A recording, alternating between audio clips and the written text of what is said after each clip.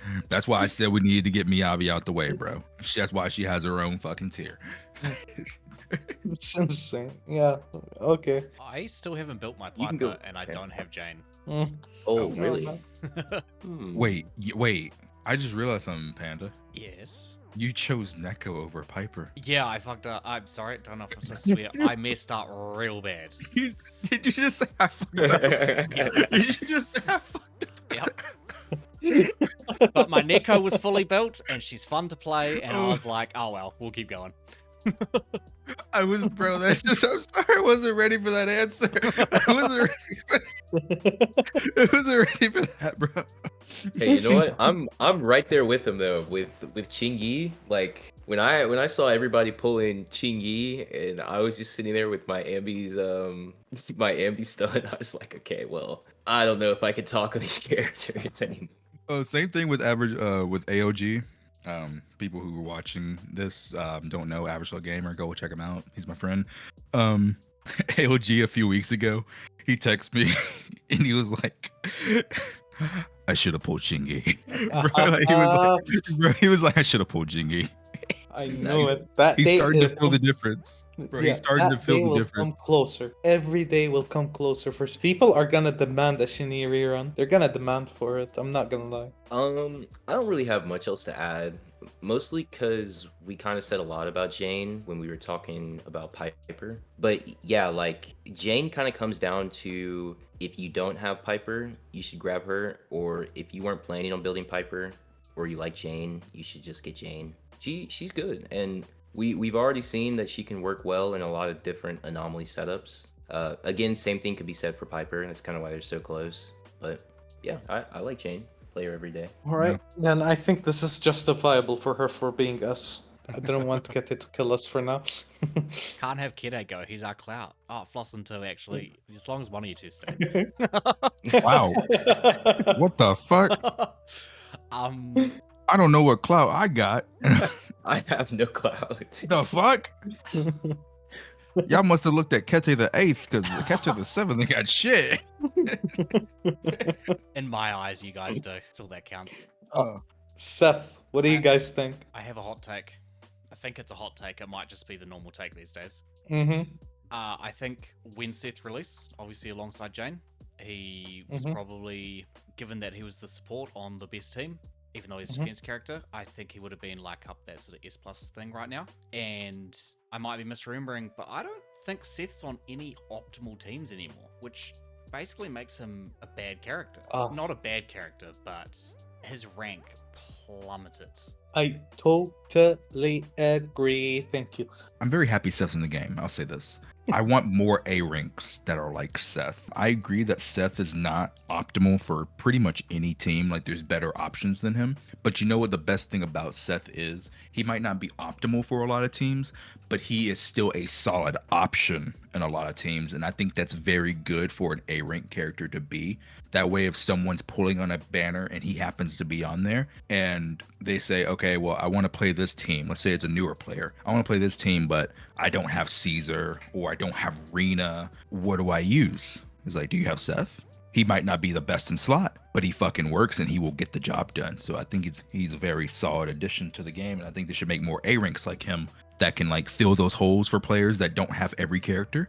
And that's what Seth does. He fills the hole for a lot of teams if you don't have the best in slot characters. So I think he's very solid. Because of that, I think you can argue that he's at the bottom of A plus because he can fill the hole for so many teams to make that team still good. I think it just makes him more valuable than the characters in A, in my honest opinion. But I'll see what you guys say. I sort of wish that they made Seth kind of lean into more of the anomaly proficiency playstyle. And that kind of sounds weird given that he does give anomaly proficiency. But I just mean like, I don't know, like mindscapes and like his engine included. If he was able to provide more than just what his core passive gives, I think it would make him a lot more reliable than he is now, because we do have a lot of different options nowadays. Again, like, he's not bad, but I'm with Panda where it's like, it's just he's kind of dropped in my eyes. To be honest, Yeah. totally agree. He's definitely dropped. I Mhm. agree with you guys, but I think it's more so when I let's look at some other characters, right? When I look at Ben, tell me what team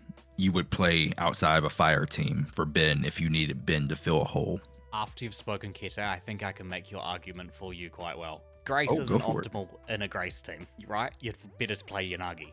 Alan's not optimal in a nice team. You better to play Miyabi. Billy's not optimal in a physical team. You better to play Piper or Jane. So basically, all of those DPS, while Seth may not be optimal, like I said, then all of those DPS Seth actually can then start to jump ahead of, because like you say, he fills a hole.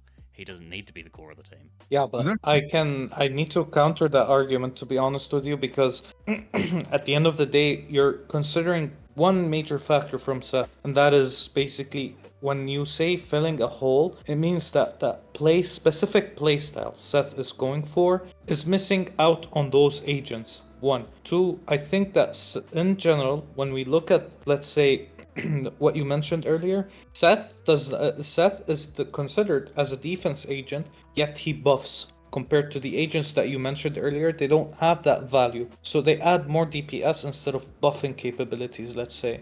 Also, can I say that, like, Seth's mindscapes are like the weirdest thing. Like, the biggest one that stands out to me is like his M6.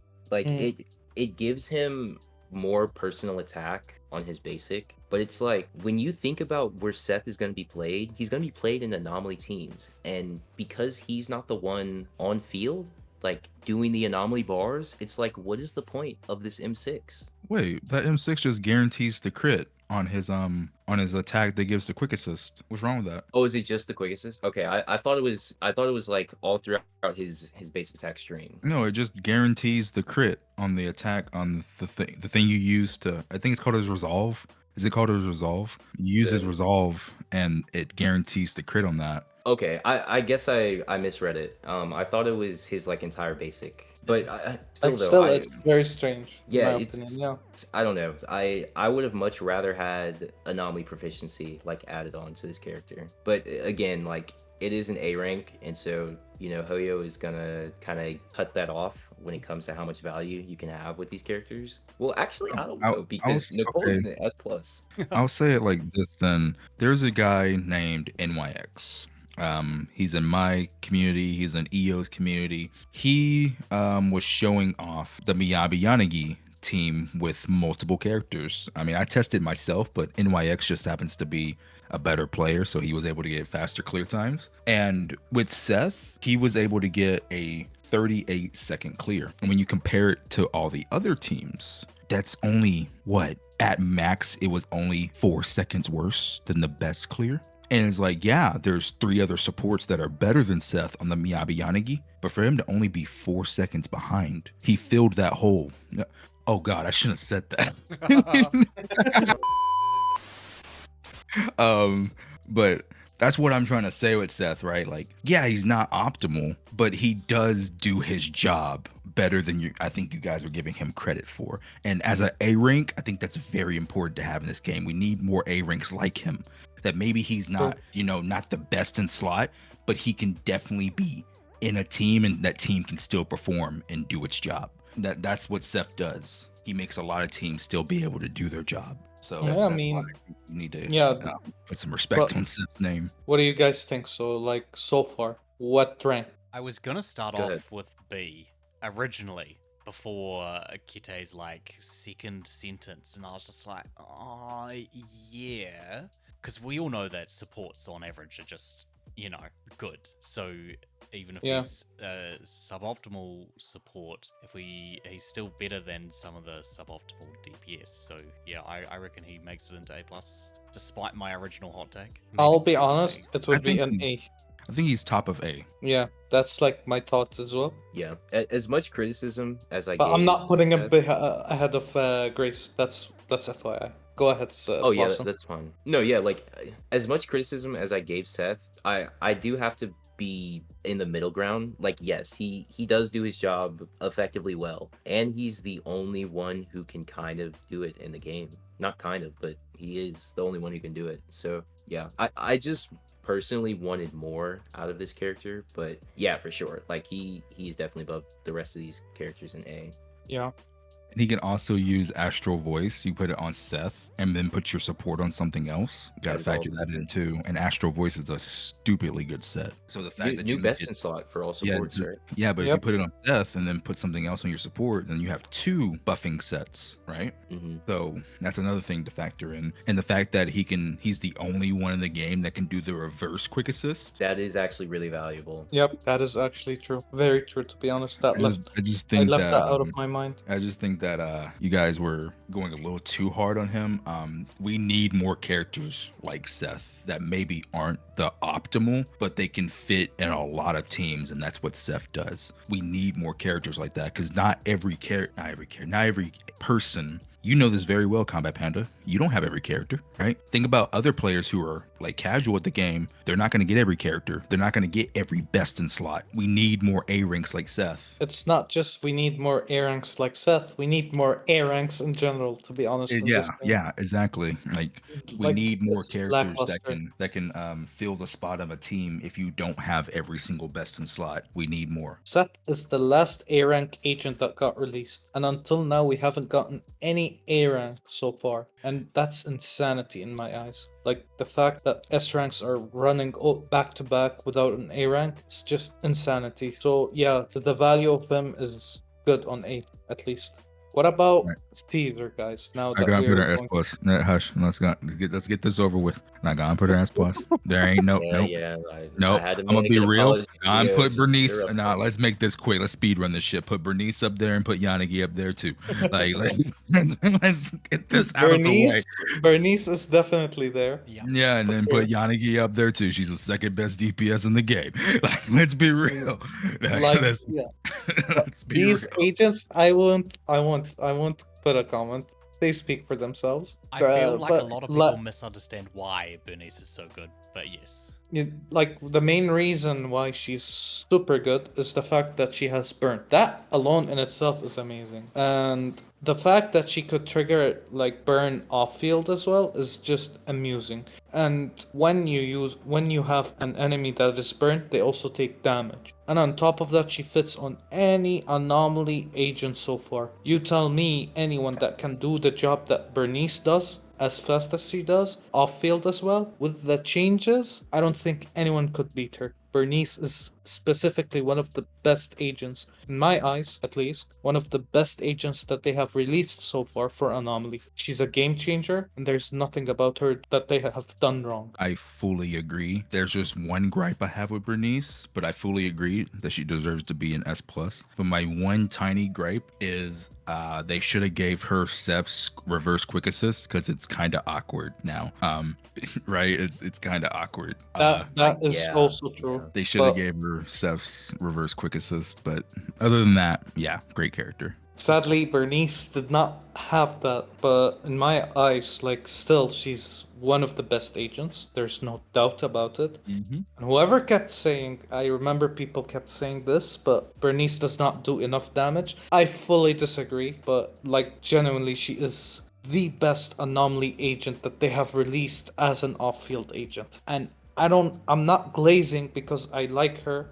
To be honest, like, I have mixed feelings about her in general, but like her playstyle, her gameplay just speaks for itself. And that's it, like, not much to add. I would argue that like Bernice, from a value perspective, could be the top of S plus tier, just because of how well she can fit into any team, like, in no joke, like any team, and do her job effectively in all those teams. There's a lot of people she can work with that we've put on this cast. I won't name them all because it's a lot, but her value, like, just that alone makes her one of the top ranking characters in the game. And then taking aside the anomaly disorder comps, like, her damage alone is just good. Like, we've already seen that crit Bernice can work. Yes, it is less effective when we're talking about optimization, but just the fact that it can work is insane by itself. I think this character, I don't know. If this was my tier list, I would put her at the top of S plus. She is definitely there, to be honest. Yeah, like this. Wait, hold on. It's just the fact. Well, hold on. Why I'm putting Nicole ahead of Caesar is because you can get her easily. Okay. Caesar on the other hand is an S rank. So we So better start moving all the A ranks up and some of the standards. no, relax. You get her from the beginning of the game also, so that puts her way ahead still. And you don't need the M's for her 40% defense rate. That's it. That is a value argument though, which is All why right. I'm not gonna put Burnice at the top of S. So Let's can hear. agree she can drop down. Yeah. Here. Because if we did value, this would get out of hand. All right, fair. Let's put it like this. Sounds good. I still think she's ahead of Qingyi. Anyway, I'm Yeah, supposed to be I talking about understand. Burnice right now. Fair. All right. All right, fine. Burnice is an Um, enabler, right? So Mhm. she enables the anomaly playstyle more so than any other character, even the ones that, well, actually, I guess for argument's sake, Yanagi also does a lot of that. But as I believe Flossin said, you could put her on any anomaly team. You can technically put her on any team, but you start to rapidly find that a lot of the other supports get better than Burnice on teams that don't have anomaly characters. And one of the things that always really annoys me is everyone talking about how much damage Burnice does. And for her field time and for her to be able to apply off field, her damage is freaking insane. If you do like a DPS again, just relative to field time, and you include her burn proc, she becomes one of the highest DPS characters, right? But the actual damage done isn't that massive compared to an on-field character. And on fielding her, unless you build her crit, doesn't actually increase her damage by very much because you're losing out on so much, like overriding burn, etc.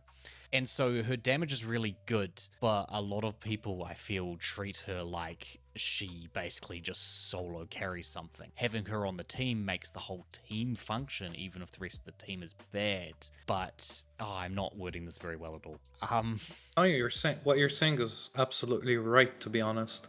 Yeah, it's like DPS stupid high. The actual damage not as stupid high as a lot of people say, and she just enables so many characters. Would you say it's because of the window of how quickly her EX goes? Like her fire anomaly, like generation is insane. Yes, like and specifically during her EX. So yes, the fact that she can jump on field for like 2-3 seconds and then jump off and let the off-field application fill the remaining like third or whatever, it's just really good. Man of the hour, we're going to let you speak last. I'm sorry, Kette. It had to be done. But guys, give us your thoughts on Lighter. Whoa, we just glossed over Caesar. Oh, wait, hold on. Actually, I just want to say something before we start. I think that just because Kette is getting under Flossin's skin today, or more majority of the time, we could actually say that he can do better. What do you guys think?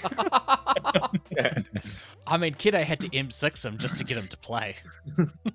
Yeah. I mean, come on, that's cheating. Well, I remember that Panda told us that he wanted to go over why the switch mechanic with the Miyabi and Yanagi with Caesar is still good. Right.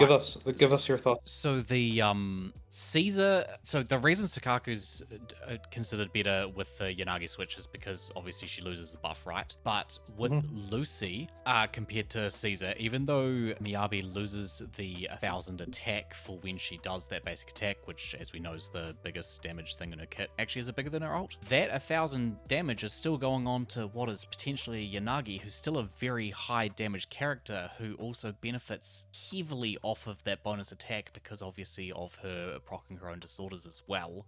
And the 25% damage taken still applies to your Miyabi's damage, and Caesar does good personal damage for her field time. So I do not believe that Lucy is ever better than Caesar on that team. Even though for Miyabi's basic attack and for just her personal damage on the team, then yes, obviously Lucy could come out ahead, but it would be by such a tiny amount. Also, Caesar's better on more teams than Burnice, but Burnice's teams are better. That is actually agree. right as well. Let us start with Lighter. I don't think there's really much to say about Lighter. Like, if I mean, you know, you know. But Flossin, I just want to tell you, now's your chance to get revenge, bro. you know, like, I could, but I would be diminishing Lighter's value. And I know just how good Lighter is. You know, from face value, if people don't know about this character, they might automatically say fire teams. Like, you have to, like, really read these kits, because this guy can work in fire and ice. I don't know whose decision that was. That was absolutely insane. But he's kind of already put himself as a staple for fire and ice teams. Again, like I said, I don't have him because I just like the Koleda playstyle. But the value and damage that he brings just from his kit by itself is already worthy enough to be an S+, in my opinion. Yeah, he's an S+. I think there's 4 teams that Caesar's not best in slot for one of the slots, and 2 of them are because Lighter is. Oh, actually, that can depend on your balance of attack on the agent, but yeah. So I think it would be silly not to put him up there. I genuinely believe, at least like for now, Lighter is at the top of S+. Maybe like ahead of even like not even maybe, for sure he's ahead of anyone that is a support. I mean, stunner and support. Okay. Holy shit! And I thought I was gonna suck his. You're fucking. You are. Oh my god. Listen. Okay, I give credit where it's due, and honestly speaking, the matter of fact is, when people look at Lighter, they're genuinely just wondering if he's going to fit with Ellen or Soldier 11, and now we're getting even Evelyn, and Lighter just makes this makes any any fire agent or even ice agent shine heavily. And honest to god, like, there's anyone that is as good as Lighter that they'll release later on, I think the countdown is way early for that. I think we're going to be waiting for a lot of time until they release something as good, if not better than Lighter. But give us your thoughts, man of the hour. I thought I was gonna have to. I thought it was gonna be the reverse. I thought it was gonna be you guys trying to argue why he's like lower, and I was gonna have to argue why he's higher. And it turns out you guys decided to pull his pants down and suck his. Well, now I feel like now I need to bounce this shit. No, bro, like, honestly, you know, like, for me at least, for example, I genuinely find Lighter, like, the reason why, for example, my friend Juice, she started the game was mainly because of Lighter, and Yeah, I people fucking Juice. built him DPS. People Mhm. built him stunner. People were like, this guy is insane. He does damage. He does his job. Even when he's a stunner, he does damage. And he's very perfect. And as far as I'm concerned, you shouldn't worry about Lighter being behind a DPS whenever a DPS character comes out. Because honestly, this character is just as perfect as he is right now. Okay. Very perfect. Okay, fully agree, right? He buffs ice and fire teams more than Qingyi does, and that's crazy, right? Because Qingyi gives so much buffs, right? And he's fantastic. He's best in slot for pretty much almost every fire and ice, because Miyabi's best in slot team is actually with Yanagi, but her second best team is either Burnice Lucy or Lucy Lighter. Those 2 teams are on par with each other. Yeah. So I fully agree he deserves to be an S+, but I'm going to argue, because I've said this time and time again on my streams, I don't defend pixels. And at the end of the day, as much as I love Lighter, all these characters are just pixels on our screen, right? Yeah, and obviously. he's my favorite character, but I don't defend pixels, and I never will. That's why people hate me in Genshin Impact, because I fucking say Eula sucks even though she's my favorite character. I'm gonna say, bro, like, he deserves to be behind Qingyi at the bottom of S+, because one simple fact, he's not versatile. He only works in fire and ice. And as great as he is in fire and ice, he's not versatile. And yes, they're gonna release more fire and ice characters, right? There's Evelyn coming out, and there's the new ice attack guy coming out, right? And supposedly 1.7. We don't know yet, but supposedly, if the dreams are correct, supposedly 1.7. But and as great as he's going to age too, because there's going to be more fire and ice teams in the future. Again, it's just it's just because he's, it's only those two teams. You put Lighter in any other team and his value just plummets. It plummets, bro. I've seen people play Harumasa, Lighter, and Lucy, and they're doing very well, to be honest. Well, let's be real. I know, not better Dedicated than Haru. Qingyi. Let's be real though. Dedicated Haru players are like dedicated as fuck. Yeah. And yeah, Qingyi would just be better. But I can't believe you put him above Yanagi, bro. Like we're No, talking like, M0. Genuinely, for me, it justifies why he's above Yanagi. It's because of the buffs in general. Him being in a team with ice and fire allows you to switch to pin ratio that increases the damage potential that the agent gets. So regardless where you put him, he's insanely good. Like not regardless where you put him, as in put him with the shock team and the ether teams. I'm talking about the fire and the ice. If you put him with any of these teams and you put pin ratio on him, he's insanely good in my opinion. And there's no doubt that he is on top tier, at least for now. Because later down in the line, people will realize that we'll have way more fire, ice, and even shock teams, but we'll have less ether than usual. And that is because ether is just as well, like, let's be real, it's busted. Even on the numbers when you calculate them, they're insanely busted. You guys Yeah, I think hear behind you. Qingyi? I would say Lighter can go above Nicole Yeah. or like Yeah, like yeah. Because That's even though like- I he was can gonna only say go Caesar, but Above Nicole is still crazy. I'm not, dude.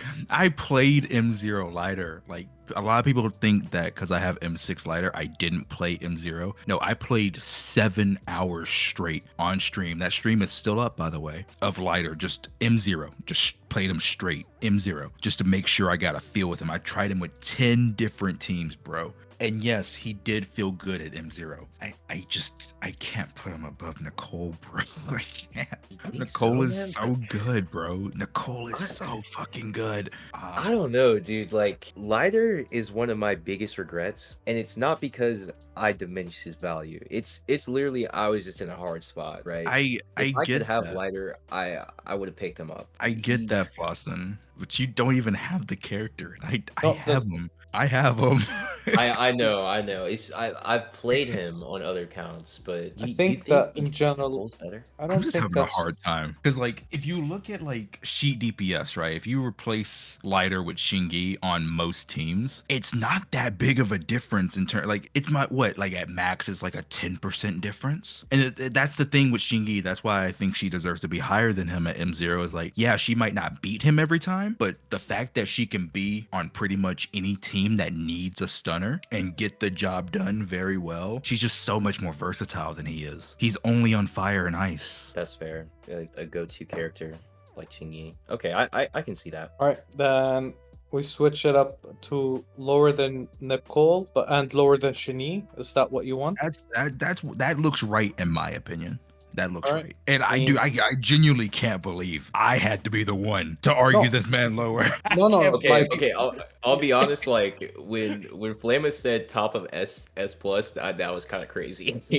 no, like for me, at least for me, the job, like what he provides is way more than what other agents provide. Yeah. Even support Yeah, for agents sure. don't provide this type of buffs that Lighter provides. And even his W engine is just insanely crazy in my eyes. And I even till now consider him on top of S rank, S plus. But it's just how I'm evaluating based on what we have right now. His favorite, like, it's not me favoring him, it's just him being that good. He's just that good in my eyes. So yeah, Mhm. like maybe I'm saying something wrong. Maybe I still want to cry for Koleda, bro. Though, oh my god, bro. I was genuinely so happy for Koleda when we got Evelyn's like kit reveal, like in leaks. I mean, in dreams. We don't leak. Yeah. In dreams. In dreams, indeed. When I saw your calcs and when I saw Jay Stern's calcs and a few other people's calcs, how much worse she was than Lighter. Oh, dude, I feel 30 so to 40%. bad for Koleda, bro. Like the people who skipped Lighter and are gonna get Evelyn, if you have to use Koleda, you'll still be able to clear the content. I'm pretty sure you'll still be able to clear it. Like, I'm not saying you won't be able to clear, but it's gonna be a massive difference. And I feel so bad for Koleda. It's alright, I will be doing exactly that. Koleda will be running on my team because I wasn't sure if I could afford Lighter. Honestly, it's just Lighter being Lighter, I guess. Maybe the music video got over me, Well, let's see. Maybe I'll reconsider the way I evaluate the agents again. But now we have the final 3. Let's say the final 1, because the final 2 is just at the moment of the patch that they're doing, like at the beta. It's just something that I would leave for later. But for You now, just let's look the at last Harumasa. Put the last 2 with Corin, so Corin's not lonely. Aw. Ah, yeah, that's true. Let's keep them there for now, so people don't get spoiled. What about Harumasa? Right behind Zhu Yuan. Nope, we are rating these characters at their highest potential level, right? Yeah, he's So right he does more right damage behind than Zhu Zhu Yuan at No, his he highest doesn't. potential combo. Isn't that I like don't Oh, know. the you're talking what is like that, like you're the talking 18 like hit combo? 18 dashes. Yeah. Yeah. Hey, you know. Oh hell no! Bro, you put Anton A. Oh damn it, you're right. Fuck, put him Yeah, above Zhu Yuan. Fuck. I don't Aw, think, dude. but I don't think that Harumasa is better than Ju. To be honest, I'll Alright. be clear because yeah, there is a 18 dash combos with him, but I still genuinely believe that he's not on Wait a the minute. same. You can't even do the 18 to 19 because I know what you're talking about. Yoji showed me. You Yeah. can't even do that because Yoji also like admitted that you can't do that on every enemy. There's only like a specific few that you can do that against. Yeah, He said Is that most, because of the stun most timer? enemies, exactly. So most enemies you're gonna get max 15. Which combo It's- did you do your Harumasa calc? Well, I can't remember your Harumasa video, Flamma. Which I don't even know if you mentioned the combo in it. It was based on 15. And you had and him I was- doing less damage than Zhu Yuan at 15. Yeah, Huh. the thing what I considered like that was basically when he was not changed as well. Like he was ahead of Ellen. Was that both with For the sure. sick engines? Oh, that'd be them with the same engine. Okay, never mind. I have fucked up some Yeah. calculations. I was going to say I put signature engine, their own signature engines on both of them. And so I was going to say I've got Harumasa outpacing at the 13 dash, but that's because I haven't made them the same signature engine. Anyway, It is still a 4% damage difference regardless. Like it's not a massive difference if you use the new W engine that they released. I keep forgetting the name. It's the event Mercado. W engine on this patch. Okay, it's Yeah, like Mercado. Mercado. Thank you. Yeah. Yeah, thank you. The difference between Harumasa's main W engine and the Mercado is only 4% damage difference. In some scenarios it's even 3%. So it depends really between on his W and the Mercado. Yeah, it's 4% damage right. difference, honestly. So- I will probably redo my things with the Mercado on Zhu Yuan as well. I'm still which combo did you use for Zhu Yuan? For G1, I considered the shot shell 1, 2, 3. Sorry, when the enemy is stunned, obviously, Yeah. you're going to E with G1, shot shell 1, 2, 3, then burst, then shot shell 1, 2, 3, and then switch back to Lucy, E, and then switch back to G1, 1, 2, 3. Right. Obviously, it's a lot of effort, but it can work easily. Right. So Third that- one might miss. miss the stun window. So okay, I am gonna need to break down my calculators and see if I've made a mistake somewhere because the combo you're talking about's effectively identical, except I included the ult in there, even though technically it'd run over stun time. And I still have Harumasa at the point that he gets to 13 dashes outpacing Zhu Yuan, so I'll need to work out why I got that.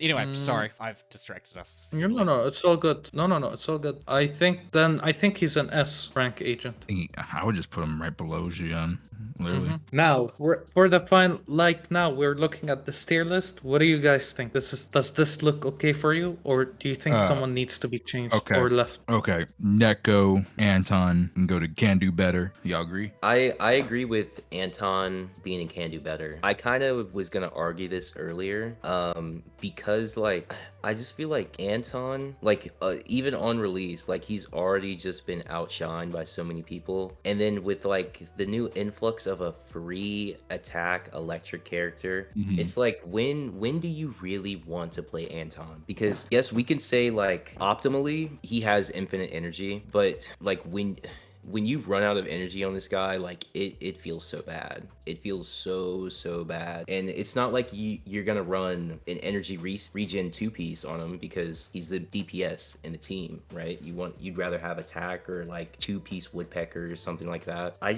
don't know. I like the guy, but I just don't see when you would ever use him. Yeah, I think Anton should go to Can Do Better. Now that the Yeah. tier list is flushed out, What do you think of Nekomata? I think she should be Can Do Better too. Honestly, honestly, I was from the start. I always wanted her at the start, Kanto.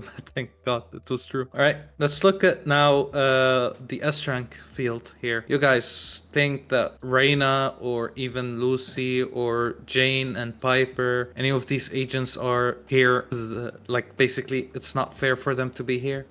With those two moving down to Can Do Better, I think we kind of need to keep shuffling some of these lower ranks. So Who do you think is going to be shuffled down in to the that Can Do case, Better? With those two, I imagine Anby would still come back down, which allows Koleda, Ben to go on B, Mm-hmm. and That's then fair. Ben could go on B as well, I reckon. And then Yeah, we're, that's fair. probably good up into S, maybe. I think A plus is perfect. A plus is honestly perfect, yeah. Yeah. To be honest, well, that's it. We have reached the end. Tier lists are the definition of how to ruin a gacha community. And Honestly, thank you, Panda. No worries. Thank you, Flossin. Thank you so much, both of you. Kete, you're the GOAT, bro, honestly. And yeah, honestly, we have reached the end. Please check out Flossin. Make sure you check out Combat Panda's channel as well, because honest to God, he has the best content that you could watch. And obviously, the motivation out of all of us here is Kete, because he motivated me to play the game. So thank you so much. Thank you guys for tuning in. See you in the next one. Peace. bye. Peace.